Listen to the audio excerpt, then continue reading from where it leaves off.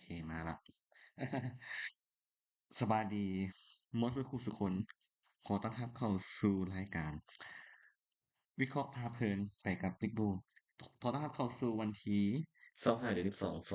2024วันนี้เป็นฉลองอีกวันเมื่อนึงนะคือวันคริสต์มาสเดย์ใครหลายคนก็อาจจะได้แลกของขวัญนำกันนำคนต้องการตัวเองนำเพื่อนร่วมงานของตัวเอง ส่วนเฮามื้อนี้เฮามาแลกเป็นความรู้กันว่าบิตคอยน์จะเป็นฮอดไสและบิตคอยน์เป็นหยังก็ควรถือครองมื้อนี้มีบทความหนึ่งมาฝากจากประเทศเอลซัลวาดอร์ประเทศที่บอกว่าจะซื้อบิตคอยน์มื้อละ1 BTC มื้อละ1บิตคอยน์ไปเรื่อยๆและมีช่วงก่อนมื้อเดียวไป11 BTC เอลซัลวาดอร์นั้นเห็นหยังประธานาธิบดีของเอลซัลวาดอร์แม่นนายิบบูเกเลแล้วเห็นหยังในตัวของบิตคอยน์นี้ มาวันนี้เรามาเริ่มต้นกับบทความนี้กันก่อนเพื่อบ่ให้การเสียเวลาบทความนี้เขียนโดยจิงโจ้เนาะผู้เป็นอ่าของไลชิปโดยชื่อบทความที่ว่าเลิกหลงเชื่อคำลวงจากพวกอีลิท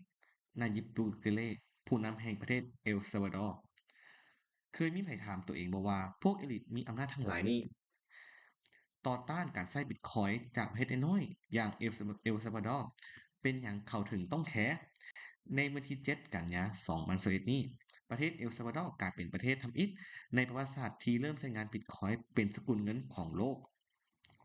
ข้อจำกัดข้อจำกัดข้อทำอิฐที่หัวหนีเพราะมันถูกบันทึกลงในหน้าประวัติศาสตร์การเงินของมนุษยชาติตั้งแต่แต่ในวันนี้ ในมื้อที่ทุกอย่างเป็นจุดเริ่มต้นผู้คนเห็นความแตกต่างกันออกไปบางก็เห็นการตัดสินใจที่กล้าหาญบางก็เห็นการตัดสินใจอันลักแหลมบางคนก็บอกว่าเป็นการตัดสินใจแบบโง่เขลาหรือบางคนก็เดิมพันความรับผิดชอบไปหลายแต่ในความเป็นจริงนั่นบ่แต่ในความเป็นจริงนั้นบ่ตรงกับความเห็นใดทั้งสิ้นเพราะมันเป็นทางเลือกหนึ่งในเหตุผลของเขา และสำหรับคนที่เข้าใจว่าคำถามที่แท้จริงบ่ว่าประเทศใดที่จะเริ่มใช้บิตคอยน์แต่คำถามที่ดีควรถามว่ามื้อใดประเทศอื่นจะใช้บิตคอยน์ต่างหากพวกเรายังต่างตกต่างอยู่ช่วงต้นต่างพวกเขาก็อยู่ในช่วงต้นในการเปลี่ยนแปลงความคิดครั้งสำคัญการตัดสินใจครั้งนี้แม้เหตุผลและความสามารถในการเข้าใจตามหลักการนั้นสามัญสำนึก แต่มันบ่เป็นการถกเถียงในวงกว้างอย่างแท้จริง เพราะแม้ผู้คนหลากหลายจะสนับสนุนในการตัดสินใจในครั้งนี้ แต่ก็มีบางจำนวนคนก็ต่อต้านอย่างรุนแรงข้อยโชคดีที่ได้โอข้อยโชคดีในการแจกแจงประเภทของคนต่อต้านตัดสินใจในการใช้บิตคอยน์ของประเทศเอลซัลวาดอร์ออกเป็น3จำพวก1คนที่เชื่อมั่นในการตัดสินใจที่ผิด2คนที่คิดว่ามันเป็นการตัดสินใจที่ดีแต่บ่เข้าใจเหตุผลที่แท้จริง3คนที่เกรงกลัวต่อการตัดสินใจของพวกเขานี่ทีนี้ความน่าสนใจของคน1และ2เกิดขึ้นเพราะมีคนที่3ว่าเป็นหยังเราต้องเป็นแบบนั้นเหตุการณ์เหตุการณ์ต่อต้านการที่มีเหตุการณ์ต่อต้านที่เสียงดังที่สุดที่พวกเขาย้านและพยายามกดดันในการเปลี่ยนแปลงในการตัดสินใจ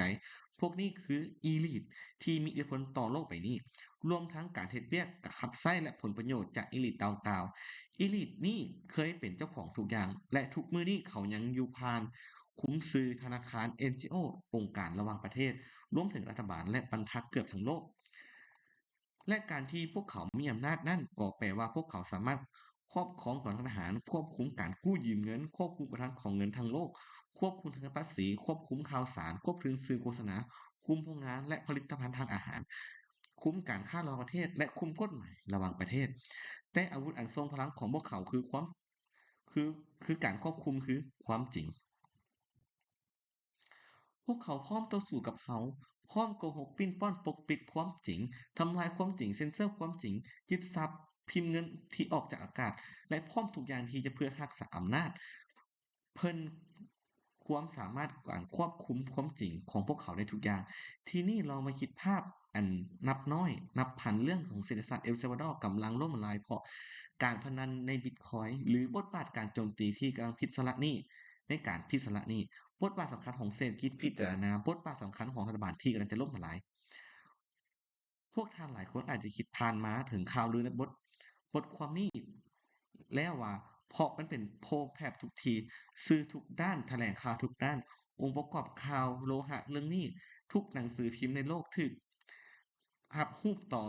ไหนจะมีทั้งเอเจนต์เรตติ้งเครดิตและองค์การการเงินทั่วโลกที่เว้าถึงพร้อมกับประสานเสียงใส่กันแต่พวกเขาบ่ได้เว้าความจริงเอาละ ท่านลองเอาบทความนี้มาฟังผู้เชี่ยวชาญของพวกเขาสิ่งที่เกิดขึ้นมามากมากมายหลังจากเอลซัลวาดอร์ขาดทุนประมาณ50ล้านดอลลาร์ราคาบิตคอยน์ร่วงลงในกระดานเทศแต่ว่าพวกเขาบ่เคยขายบิตคอยน์ที่มีฉะนั้นคำถามของพวกเขาย่อมบ่แม่นความจริงแต่เพื่อวิเคราะห์แสนเพื่อวิเคราะห์ข้อมูลที่แสนลึกซึ้ง พวกเขาสร้างคำเว้าคำพูดถูกถกเถียงซึ่งนั่นบ่แม่นถูกต้องและเอามาเฝ้าฟังเอาความจริงแม่นบ่เศรษฐกิจทางประเทศล่มละลายในมูลค่าที่50ล้านดอลลาร์แม่นบ่ล่ะคำตอบคือบ่แม่น ประเทศค่อนข้างยากจนก็จริง แต่ในปี2021ปีเดียวพวกเขาสร้างผลิตภัณฑ์สินค้าและการบริการสูงถึง 28,000 ล้านดอลลาร์สหรัฐเพราะคิดว่าตัวเลข 50 ล้านดอลลาร์คิดเป็นเพียงตัวเลขที่ 0.2% ของ GDP ประเทศ สามารถทำลายหรือเฮ็ดให้เศรษฐกิจของพวกเขามีเสถียรภาพได้ มันซะเป็นความคิดที่บ่แม่นความจริงแต่ยังบอกถึงแต่ยังบอกถึงอิหยังบางอย่างแม่นบ่ เพราะท่านคงหวังว่าพวกเขาแม่นอัจฉริยะดังกับ Bloomberg, Fox, Journey, Financial Times, Reuters, BBC ไอ้หยังนะAl Jazeera, The Guardian, The New York Times The Washington DC Post น่าจะเป็นนักวิเคราะห์และก็ประเด็นจำนวนหลายที่เข้าใจถึงประเด็นเหล่านี้แล้วยังพิมพ์ว่าพวกเขาพิมพ์ตีพิมพ์เรื่องไร้สาระออกมาเจ้ายังคาดว่าบทความไร้สาระเหล่านี้พวกนี้บ่ครบปะ บ่เป็นการคิดหน้าในแต่ทำอิฐแต่มันก็ผลัดออกมาหน้าตาเสยแถมบางครั้งพวกเขาก็จัดพื้นที่ใหญ่ๆให้ข่าวนี้บางทีเต็มซองหน้าใหญ่ของ The Economist ก็มีดังนั้นคำกล่าวของอ้างว่าเขาขาดทุนจากบิตคอยน์อยู่ประมาณ50ล้านดอลลาร์นั่นเป็นข้อเท็จจริงแต่มันพอพวกเขาบ่เคยมันเขาเป็นการคาดทุนเป็นข้อเท็จจริงแท้ แต่นั่นเป็นการคาดคะเนเพียงตัวเลขทางบัญชีเพราะที่แท้จริงแล้วเอลซัลวาดอร์บ่เคยขายแม้แต่เหรียญเดียวแล้วแล้วถ้ายังดึงดันเชื่อทุกคนว่าเขาขาดทุนก็ยิ่งเสียสติกันออกไปสรุปไปว่ามูลค่าเศรษฐกิจของเขาอยู่ที่ 28,000 ล้านดอลลาร์ต่อปีจะล่มละลายหรือต้องพิจารณาหนี้เพราะการขาดทุนเพียงแต่ 0.2% ในปีเดียวทั้งที่ในปี2021เศรษฐกิจเขาเติบโตอยู่ที่ 10%หรือประมาณ 4,000 ล้านดอลลาร์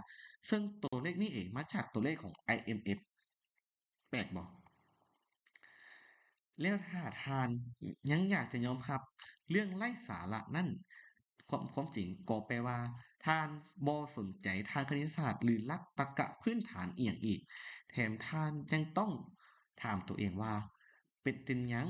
บรรทัดในสื่อยักษ์ทั่วโลกให้เวลาและพื้นที่หลายในประเทศน้อยๆของพวกเขา ก่อนหน้านี้พวกเขาเว้าถึงเอลซัลวาดอร์ก่อนหน้านี้พวกเขาเคยสนใจเอลซัลวาดอร์ประเทศเราบ่พวกเขาเคยรายงานบ่ว่ารัฐบาลสุดก่อนลักเงินไปเท่าใดเกือบสูงถึง 37,000 ล้านดอลลาร์ลองถามคำถามเหล่านี้ของตัวเองเบิ่งเมื่อบ่เมื่อบ่กี่ปีที่ผ่านมารู้บ่ว่าประเทศเอลซัลวาดอร์อยู่บ่อนไหนของแผ่นดินโลก คนฮู้จักประธานาธิบดีคนเก่าบ่คนฮู้นโยบายเศรษฐกิจที่ล่มล้างของพวกเขาบ่คำตอบเหล่านี้ยิ่งใช้ยิ่งเป็นไร้สาระของข่าวเศรษฐกิจอันหลายร้อยสื่อที่อย่างไหนที่รายงานต่อการสร้างมูลค่า 28,000 ล้านดอลลาร์ต่อปีที่กำลังล่มละลายในการขาดทุนเพียงแต่50ล้านเปอร์เซ็นต์50ล้านดอลลาร์และนั่นเป็นการขาดทุนเพียงตัวเลขทางบัญชีเท่านั้น และคราวนี้เองในปี2022ตอนนี้2024ก็คงรู้ดีว่าบิตคอยน์มีมูลค่าถึง100,000บิตคอยน์ละ100,000ดอลลาร์ต่อบิตคอยน์ละนี่คือข้อพิสูจน์ให้เห็นว่าพวกเขากำลังหลอกเราอยู่ ตัวเลขที่แท้จริงมันบ่ตรงกับข่าวเลยตัวเลขเดียวที่พวกเขาสามารถบิดเบือนได้สำนวนเล่าข่าวคือ ราคาพันธบัตรของพวกเขาเพราะตัวเลขนี้ขึ้นอยู่กับข่าวลวงสร้างขึ้นมาและระบบเครดิตเรตติ้งจากพวกเอเจนต์ที่เฮ็ดเวียกของพวกเขาตัวเลขที่เป็นจริงความจริงยิ่งกว่าหลายกว่านั้น พวกเขาพูด พวกเขาเว้าซ้ำแล้วซ้ำอีกว่าอุปโลกความน่าเชื่อถือที่ขึ้นมาหลายร้อยสื่อในประเทศบ่มีปัญญาจ่ายหนี้และกำลังผิดละชำระหนี้อยู่ พวกเขาบอกประเทศเฮาคือหนึ่งในประเทศที่มีความเสี่ยงในการผิดนัดชำระหนี้ที่สุดในโลกเสี่ยงกว่าประเทศยูเครนเสียอีก ดังนั้นเพื่อตอบโต้คำข่าวลวงนี้พวกเขาโกงกันข้ามว่าพวกเขาจะพิจารณานี้พวกเขายื่นข้อเสนอการชำระหนี้ล่วงหน้าซึ่งเดือนนี้เป็นเดือนกันยายน2022และสัญและพันธบัตรและชำระหนี้พันธบัตรในปี2023หากปี2025พวกเขาเสียเลยผู้ถือพันธบัตรพร้อมที่จะขายทันทีมาร์เก็ตพร้อมเลย พวกอดีตบอกอีกว่าการประท้วงบิตคอยน์ขนาดใหญ่ในเอลซัลวาดอร์แบบสุดๆซึ่งข้อสงสัยว่าเป็นหยังรัฐบาลเห็นเองรัฐบาลของข้อยเองเห็นเรตติงความไว้วางใจสูงถึงไปประมาณ90จากโพสต์สำรวจในปีที่ผ่านมาซึ่งโพสต์นี้รวมถึงการสำรวจจัดโดยพวกคู่แข่งและสำนักโพลอิสระนานาชาติหลายแห่งมันแปลว่าดูแลประเทศได้แย่งั้นเหรอ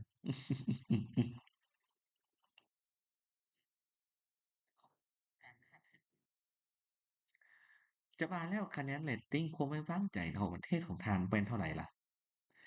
ฉะนั้นคนที่ต่อต้านการใช้บิตคอยน์คือคนหนึ่งและสองสิ่งที่อยากสื่อให้เห็นของทานก็คือคำหลอกลวงจากพวกอีลิทและพวกที่เบิ่งข้อเท็จจริงเป็นเสียทีหรือให้ดียิ่งกว่านั้นลองถามประชาชนที่นี่มาลองเมืองการเปลี่ยนแปลงให้เห็นตาของคุณเองมาลองเดินทางเข้ามาเมืองเขา มาลองเบิ่งชายหาดและภูเขาไฟของเขาสูดอากาศบริสุทธิ์สัมผัสถึงความรู้สึกอิสรภาพอย่างอย่างแน่นอนมาเบิ่งกันว่าหนึ่งในประเทศที่ยากจนในทวีปที่เคยเล่นการเมืองแบบหลอกลวงฆาตกรรมอันอย่างมหาศาลและกลายเป็นประเทศที่ยอดนิยมในการท่องเที่ยวที่สุดในโลกในปัจจุบันประเทศเอลซัลวาดอร์ถือว่าเป็นประเทศที่ในสมัยก่อนมีอาชญากรรมอย่างมหาศาลตั้งแต่ทานนาย b บ u กเลขขึ้นมา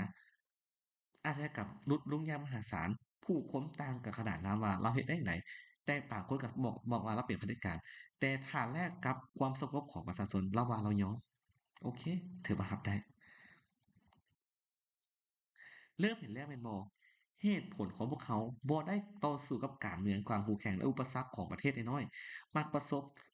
กับข้อเท็จจริงเพื่ออนาคตของมนุษย์ทุกคนเอลซัลวาดอร์คือจุดศูนย์กลางในการเริ่มใช้บิตคอยน์ซึ่งหมายถึงเสรีภาพทางเศรษฐกิจอธิปไตยทางเศรษฐกิจการต่อสู้การตั้งอัพยังครับอัพอัน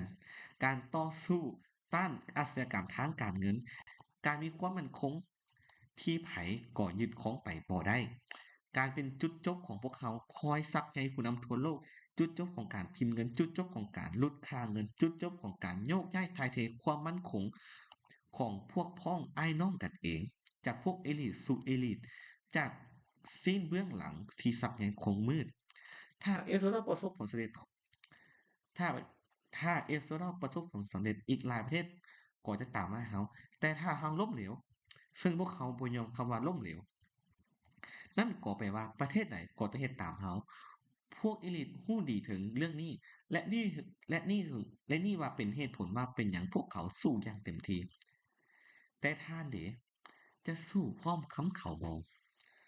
ว้าวนี่เป็นบทความของอ่าทีมทหารเอลซัลวาดอร์โอ้บทความของประธานาธิบดีบูเกเลที่ในปี2021มีการโจมตีสื่ออย่างมหาศาลในเอลซัลวาดอร์ว่าพวกเขาขาดทุนไป50ล้านดอลลาร์แต่ความเป็นจริง เขาขาดคือแพงตัวเลขจำซิงในปีนั้น แต่ในปีต่อมาบิตคอยน์กลับขึ้นไปหาบอนเก่าคืน และตอนนี้ณปัจจุบันราคาบิตคอยน์อยู่ที่100,000 ดอลลาร์ต่อบิตคอยน์นั่นก็แสดงว่าประเทศเอลซัลวาดอร์นี่มีกำไรทั้งในการถือบิตคอยน์อย่างมหาศาลเอาง่ายๆละซื้อมื้อละ1 BTC และซื้อ2อาทิตย์ก่อนมื้อเดียว11 BTC เอลซัลวาดอร์เห็นความจริงว่าบิตคอยน์นั้นคือเงินที่แท้จริงเงินที่บ่มีไผที่จะสามารถเปลี่ยนแปลงกฎนโยบายการเงินของมันได้ เราควรซื้อไว้ดีบ่ถามเราต้องการซื้อเงินเฟียดไปเฮ็ดหยังทั้งที่เงินเฟียดมันเสื่อมค่าเราบ่ลองมาเบิ่งบิตคอยน์แม่นอยู่ว่าเราอาจจะขาดทุนในปีเดียวแต่ใน3แต่ในปีต่อมาเรากลับได้คืนเราเราเพียงแต่ใช้เงินเหรียญในเขาซื้อขอแต่เราอดทนในการรอคอยข้อยเชื่อว่าเราจะเป็นผู้ประสบความสำเร็จในภายภาคหน้าในการถือบิตคอยน์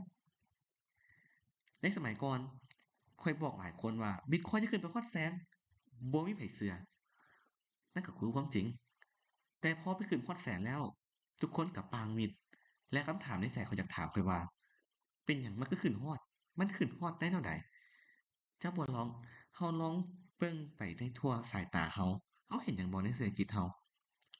ผู้คนจากเขตชานเมืองเขตนอกเมือง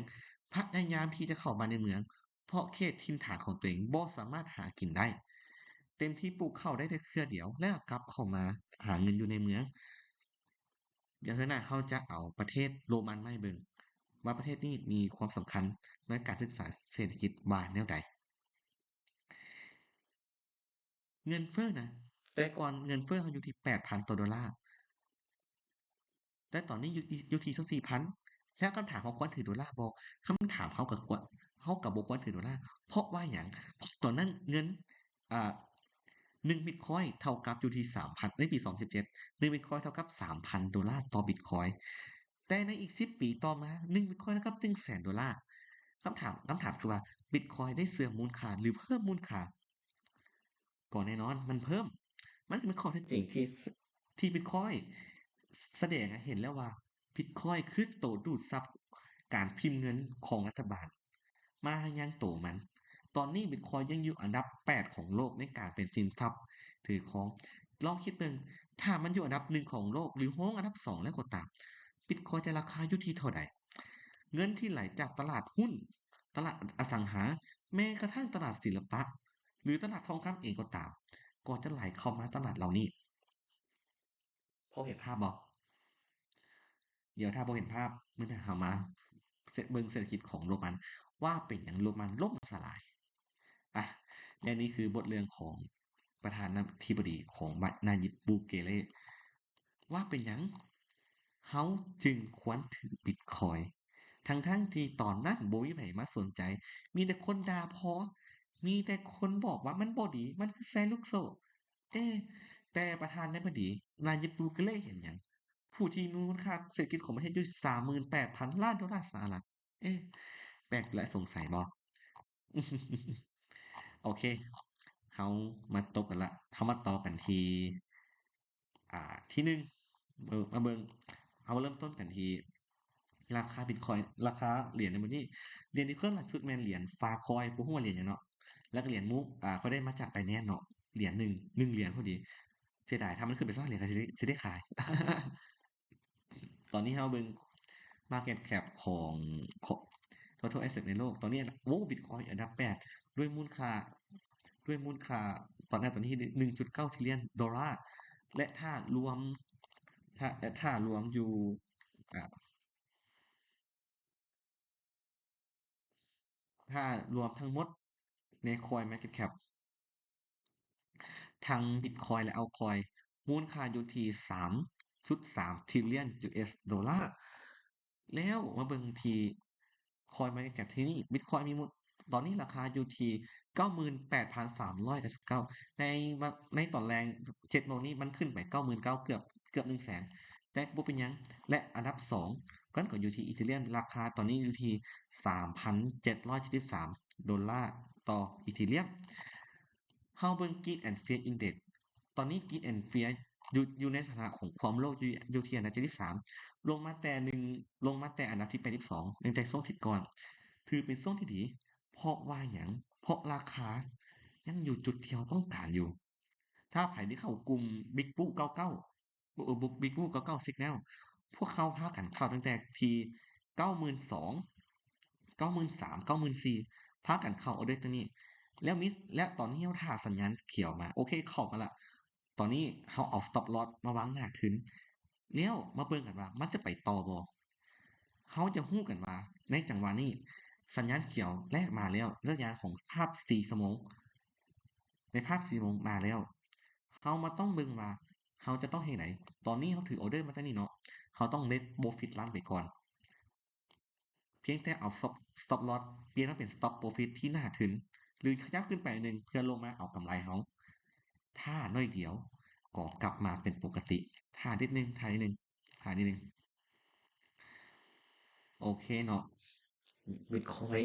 เขามีหลักการเทรดอยู่ประมาณนี้ส่วนในภาพใหญ่นั้นก็ปกติเพราะว่าหยัง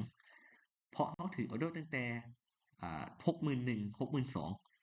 ตอนนี้เขายังถือออร์เดอร์อยู่เขายังบ่เฮ็ดหยังเทื่อและเป้าราคาที่จะขายแม่น100,000กับอีก 2,000 ดอลลาร์หรือและมันตรงกับที่เป้า167.8ของภาพ3และมันยังมีอีกเป้าหนึ่งเป้าตัวนี้เป้าตัวนี้นี่เนาะเป้า3ใหญ่ ตัวนี้เนาะจะขึ้นไปที่300,000เป้าสุดท้ายคือ270,000เราบ่รู้ดอกว่าเป้า3เป้านี้จะฮอดหรือบ่แต่ตอนนี้เราใช้สัญญาณ EMA 22กับ26ตัดกันอยู่ในมื้อวันศุกร์ในมื้อวันศุกร์เนาะในมื้อวันพุธมันลงมาแล้วเนื่องจากประกาศการเฟดก็ลงมาอีกและในวันศุกร์ก็ลงมาแย่ใส่แล้วพอมาแตะที่91,000ราคาก็ดีกลับคืนนั่นหมายความว่ามีคนพยายามซื้อกลับเข้ามาซึ่ง EM22เขาให้เงื่อนไขว่าถ้าภายในวันพุธหรือวันพฤหัสยังบ่สามารถยืนไปได้อยู่ที่ EMA12 หรือว่า26ได้เขาจะคัดออกแต่ว่ากลับขึ้นมาได้โอ้เขาสบายใจเขาสบายใจละเห็นบ่เขาเห็นอย่างประมาณนี้ตอนนี้เขาก็โอเคในภาพใหญ่เขาก็ต้องเล่นโปรฟิตรันต่อไปบ่ว่าจะใช้ฟิวเจอร์หรือว่าสปอตเขายังเล่นโปรฟิตรันต่อไปเขาใจเย็นๆเขาใจเย็นเขาจะบ่เฮ็ดหยังต่อมาอีเธเรียมถือว่าน่าสนใจเพราะว่าหยังมันย่อขึ้นมาแล้วมันลงอยู่อันดับที่50เป๊ะพอดีสปอตเท่ากับบ่ได้เข้าดอกเพราะว่าเขาเข้ามาในต้นละเขาถ้าหยังเขาจะเล่นโปรฟิตรันต่อไปเพราะบิตคอยน์ยังมีโอกาสขึ้นอยู่ใจเย็นๆใจเย็นๆคิดว่าบิตคอยน์จะขึ้นไปเดี๋ยวอีกเรื่องจะขึ้นไปเพราะเท่าไหร่ตอนนี้เป้าเขายังคือเก่าเนาะยังบ่มีการเปลี่ยนแปลงอยู่ที่14,000และเป้าใหญ่ของเขาอยู่ที่22,000ต่อไปไม่เหรียญ BNB เหรียญ BNB ถือว่าคักเพราะว่าถ้าไปถือเหรียญ BNB เนาะจะได้รีวอร์ดทั้ง OKX OKX ก็ได้นำเดี๋ยวโอเคเข้ามากัน OKB เนาะ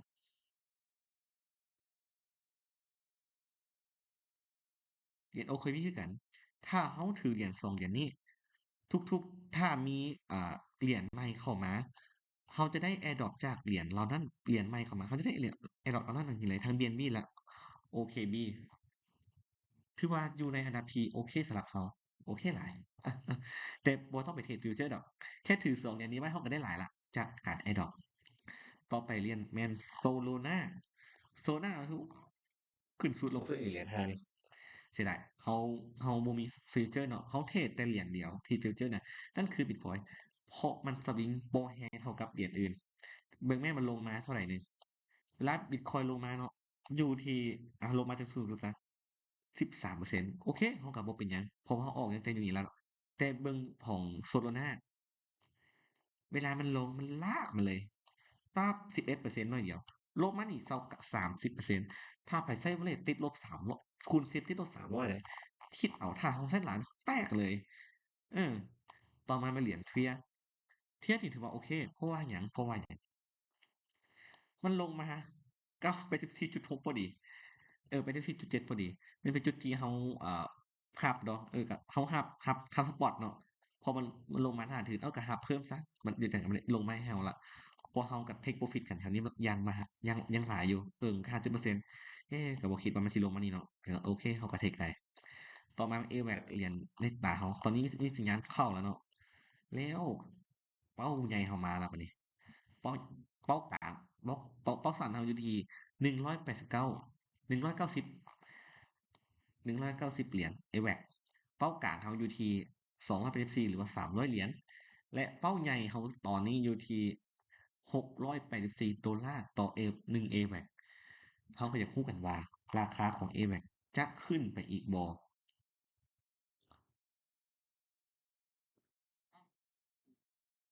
โอเคนี่คือภาพรวมว่าเป็นหยังเราควรยังถือ Let Profit Run อยู่ ถ้าสำหรับไผที่ต้องการเข้ากลุ่มของพวกเขา Big Blue 99พร้อมให้สัญญาณทิศพร้อมให้สัญญาณแนวในการเทรดขอย้ำนะในการเทรดฟิวเจอร์ Bitcoin และเอาคอยในการถือสปอตในภาพถือยาวในภาพถือยาวเท่ากับควรมาเป็นคอมมูนิตี้เดียวกันในการสร้างชุมชนการเทรดการลงทุนนักเทรดนักลงทุน Bitcoiner และ Holder ทุกคนในแต่นั้นจะใช้คำนี้เปิดตัวขึ้นมาขอไม่อยากกินน้ำแป๊บนึงนะ ทำต้องติดตามกันว่าบิตคอยจะไปฮอดไสอ่ะสำหรับมื้อนี้ถ้าไผมุ้ยไม่ให้ถามขออนุญาตขอปิดไลน์ก่อนและโชคดีในวันคริสต์มาสขอแลกของขวัญกับความรู้ที่มีในมื้อหน้าสำหรับมื้อนี้ขอกล่าวคำว่าสบายดี